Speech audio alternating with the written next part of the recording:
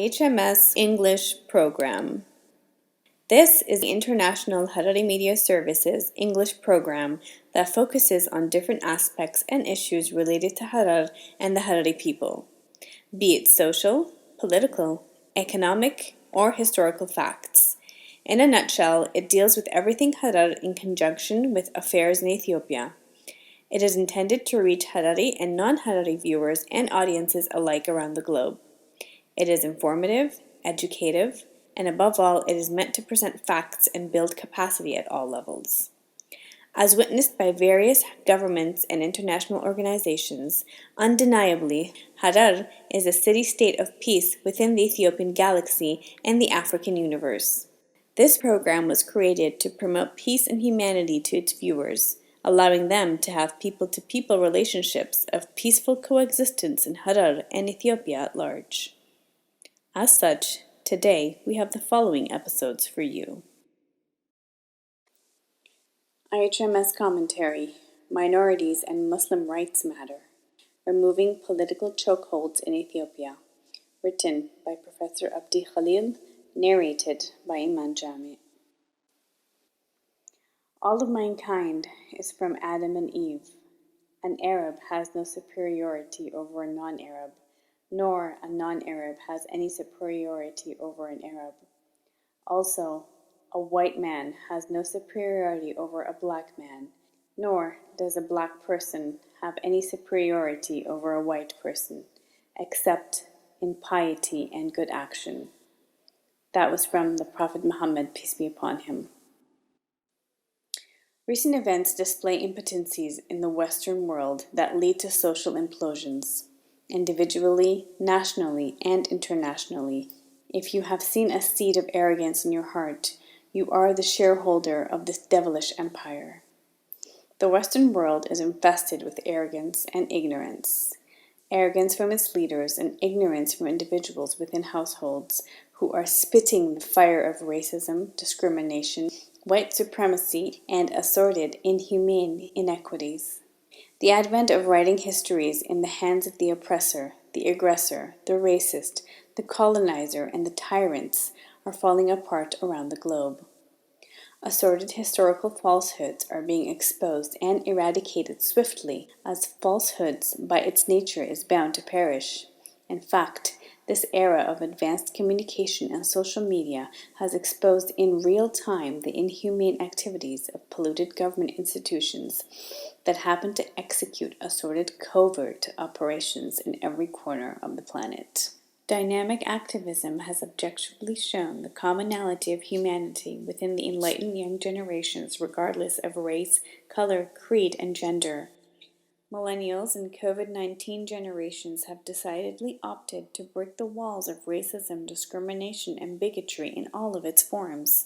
This generation has evolved and is involved in breaking the vicious cycle of racism within families, households, relatives, and colleagues, exposing how silence is racism. Racism is a pandemic, and white supremacy is an empty soul with toxic mindset. As witnessed by the death of George Floyd in Minnesota, and his last words, which were, "I can't breathe."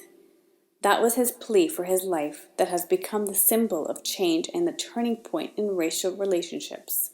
As a universal movement, the resistance has engulfed countries around the world and largely against repression, racism, and assorted forms of inhumane intentions and actions. Resisting all kinds of inhumane government institutions, operations, and white supremacy, it has revisited the correcting historical misinformation, disinformation, and false records worldwide that are at their peak, and is seeking to uphold social justice everywhere, practically demolishing atrocious landmarks such as statues, emblems, and monuments in the capitals and cities across the world. We have seen these statues crumble in the US, the UK, South Africa, France, Senegal, and many other countries, thus which is eradicating reminiscence of genocide and colonialism, effectively mobilizing human forces towards ending arrogance, ignorance, hypocrisy, bigotry, racism, and white terrorism. And walk not with arrogance. Indeed, you cannot tear the earth apart. nor can you surpass the mountain in height. That was from the Quran in Surah 17, Ayah 37. Do you know that because of political chokeholds, the minorities and the Muslims in Ethiopia have not been able to breathe for the last 150 years? It is time to eliminate assorted political chokeholds in Ethiopia. Ethiopia has many statues and monuments depicting tyrannical regimes since the 1800s. Statues and monuments in Addis Ababa, Mekelle, Harar, Jimma, Bahar Dar, Hawassa, and other cities that are largely reminders of torture, agony, pain, suffering, and the majority of ethnic in Ethiopia. Call it Ethiopia, Habasha, Abyssinia, or United Kingdom of Semites and Cushites, territory of 82 plus indigenous ethnic groups, home of Orthodox Christianity and Islam, though governed by assorted repressive and governance systems, obliterated imperial, socialist, and authoritarian regimes seeking for fair government of morality and humanity to achieve equity and equality for all its people. Would you deny Ethiopia belongs to all of us? Would you deny our natural differences as beauty? Would you deny multiculturalism is our spirit?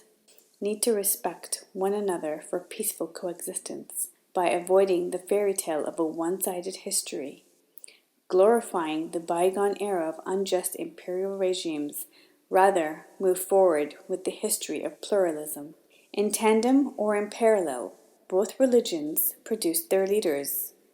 Christian kingdom with 77 dynasties, from King Ella Sihan, installed in 603 AD, v. Menelik the Emperor Haile Selassie, until 1974.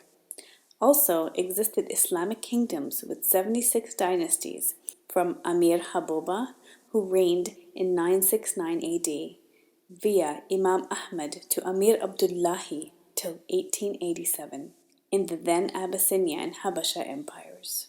Would you deny, as Aksum was the epicenter of Christianity and the axis of West Northern civilization, equally, Harar was the Mecca of the nation, the hub of Islamic knowledge, business emporum in the Horn, and the axis of East-South civilization, trending with many more untold Islamic histories of the Oromo, the Ahmara, the Somali, the Harari, the Afar, the Gurage, and several others with relegated historical facts diminished through having a significant contribution.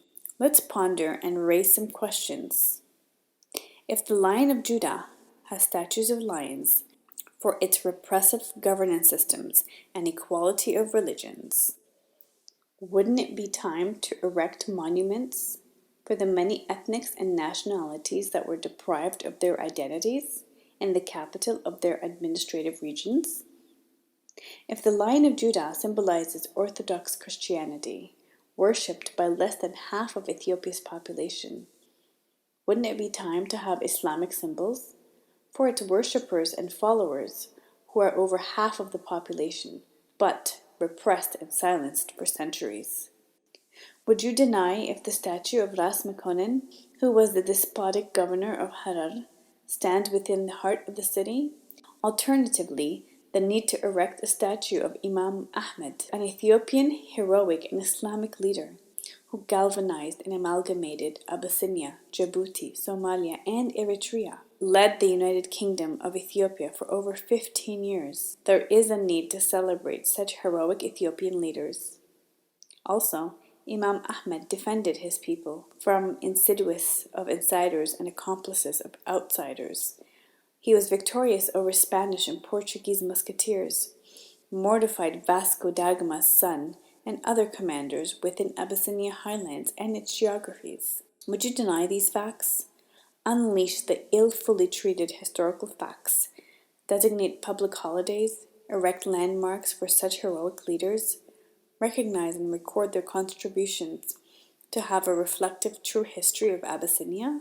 If Orthodox Christians are less than 50% of the population, but occupy almost a third of the Ethiopian lands, then privileged by the imperial regimes, they built churches in every village of the country, opened schools and colleges across the territory, and named streets and roads, roundabouts and squares, decorated airport walls and floors with Christian symbols, designated hospitals and mountains after their saints. If less than 1% of Ethiopia's population are Roman Catholic Christians, but have huge cathedrals and business centers, many schools, colleges, and universities, infiltrated with many schools named after their saints as well. Maltese, Peter, and Notre Dame high schools in the 1950s. They opened a Catholic university campus in their cities as favored by imperial constitutions and reinforced by Christian government leaders. What if I told you that 0.7% of Ethiopians are evangelical Christians, who now have many colleges and radio stations, university campuses and business entities, symbols and emblems across palaces, in the villages and historic sites? If a socialist and military Wanta regime, the master of red terror and tyranny, named streets, roads, and squares after its ideologies, idolized its intentions and actions with a red star at the heart of the nation, then children of arrogance and ignorance, deceptive deacons, unprofessional reporters, and so-called human rights activists, beware. Exposed were your propaganda, hidden agenda, and misinformation. I want you to hear us loud and clear and right. Multiculturalism has spoken out. Equality of religions is declared. Ethiopia will be truly Ethiopia if it includes and respects all of identities. And, moving forward with open arms, we need to erect multi-ethnic monuments and statues, portray their symbols all over the nation, unblock political and religious chokeholds by stopping unholy covert operations. We need to build a social trust and a harmonious coexistence, to share top political leaders in turns, to have social and political stability. As the world is eradicating brutalities, chokeholds, murderers, and unethical vaccinations, condemning assorted economic and social cruelties, removing colonist symbols and statues, opting to uphold equity and equality, while marching toward morality and humanity, establishing free society as Black Lives Matter. Also, we must be the changes and the turning points in all Ethiopian institutions and entities in adopting tenets of universal principles, as the rights of Muslims and ethnic minorities matter. Set free Ethiopian Muslims to breathe, not only privilege, but to be given full rights. Honor the Muslim population in the nation, to have their share of mosques across the country, Islamic research centers, teaching and conference centers, schools, colleges, and universities around the nation. Eliminate century-old accumulated misinformation that mitigate ethno-discrimination, deception, and tension. Build Islamic memorial centers, parks and places, grand mosques, museums, and cultural hubs, Islamic banks, radio and TV stations, as well as haram-free entertainment centers. We need to treat common places as commonwealth by renaming Abiyot Adebabai with multiple names as Meskel Adebabai, Eid Adebabai, Arafah Adebabai, and Arecha Adebabai, to avoid a single creed and tribal dominance, and to eliminate assorted chauvinism, reflect and acknowledge, to accommodate many, seeking fairness, rights, and conflict resolutions, to respect all religions and tribes of the nation. Why keep foreign-named hospitals, squares, roundabouts, boulevards, and streets, Churchill, Queen Elizabeth, John Melly, Mexico, and Pushkin squares, idolizing many more foreign ideologues, symbols of delusion and repression? The time has come to remove and rename, to reflect our own heroes and legends, inspiring Islamic patriots, leaders, and scholars such as Abba Jafar, Imam Ahmed, Lij Iyasu, Nagashi, scholars of Shonke, Arsi, Harar, Wallo, Jimma, and many more venerated peacemakers who are across the regions and in the villages. Ethiopia, land of Habasha, piece of Abyssinian Empire, the cradle of originality, the mother of diversity, the color of multiculturalism, home of Christianity and Islam, land of resilience with no substitute. Wake up and keep your children intact. Be conscious of all minority values. Uphold the constitution of laws. Give up the marginalization of brute force. Stop truncating many historical facts and undermining activities of Muslims. Uphold equality, equity, and social justice. Love the fabrics of diversity and plurality, tolerance, solidarity, respect, and unity to march towards humanity, peace, and prosperity. Last but not least, a big congratulations to my brothers and sisters. While the professor was in the process of editing this commentary, there came some good news. The Ethiopian Islamic Affairs Supreme Council, or Federal Majlis, has been enacted by Parliament after 50 years of intergenerational Muslim determination and struggles. At least one of the many chokeholds has been removed.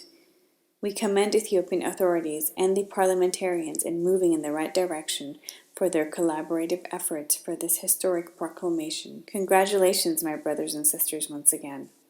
Assalamu alaikum wa rahmatullahi wa barakatuh.